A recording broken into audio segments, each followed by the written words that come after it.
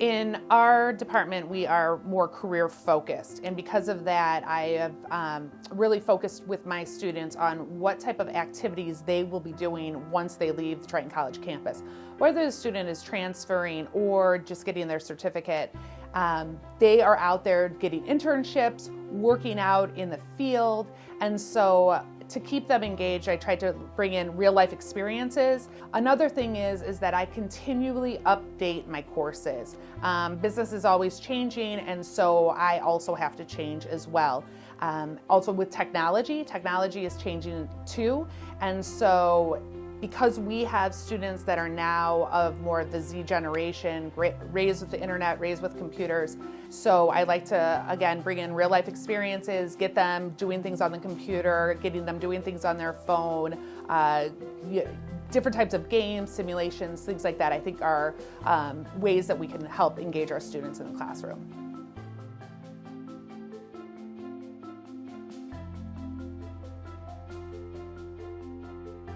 I try to bring in diversity into the classroom through the type of, videos, podcasts, things like that, even articles. When I'm looking for articles, there's so many articles in business, but I will look for articles that might have pictures of women and men working together to also bring that equality into the classroom. So it's always at the forefront of my mind because it's so important, especially when it comes to persistence in the classroom and in the courses to completion. I think if students don't feel that they're heard, that's how we lose them. And so I try to make it really a point, even on day one, to understand who my students are. What I started doing in the middle of this semester is now they have a form they fill out and they have to tell me what they're enjoying about the class, what they're struggling with in the class, and what help they need in the class. And then what I've done is I've partnered them up with another student in the classroom. They get to choose that partner, and I've had them exchange emails and phone numbers because I want them to also have that community, that connection in the classroom as well.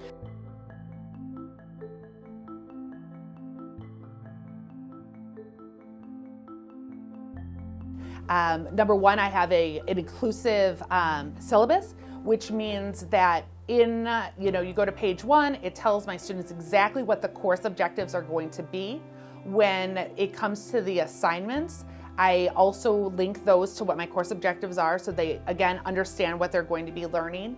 Because we're a Hispanic serving institution, I also understand with that specific culture that family comes first. Many of our students are working. So I can't give them an assignment on Tuesday and expect that my students are going to have that done on Thursday. I don't think that's realistic. I don't think that's equitable. Meeting that student where they're at and understanding that they have, their own struggles, I think is really important. And if we have students that are struggling with writing, I build into every paper that they do a 10-point extra credit if they go to the Writing Center and sit with the Writing Center and have them help them work through their paper. And it's real easy because then the Writing Center just sends me an email and then I make a list of who gets the extra credit 10 points.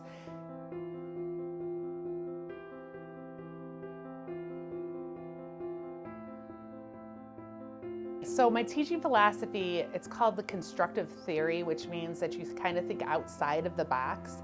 That's my theory. That's my thought process, is that I came into education as my second career. And when I walked into the classroom, what I knew was I didn't want to be taught the way that I had been taught when I was in college. I wanted to have my students have more of a relationship with me. I didn't want to stand up there and just sort of speak to the book and then give them tests. If you sit there and you just lecture to your students, they're not engaged, they're not, they're just sitting going through the motions. And if you're an instructor that is not meeting them where they're at and you feel that, I told them this and this is what they have to do and so forth, I think that's how we lose students.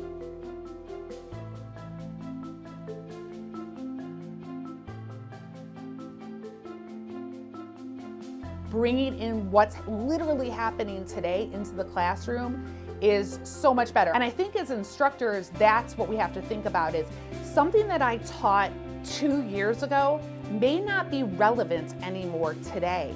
So having the opportunity to continue to change what you're teaching, I think is really, really important.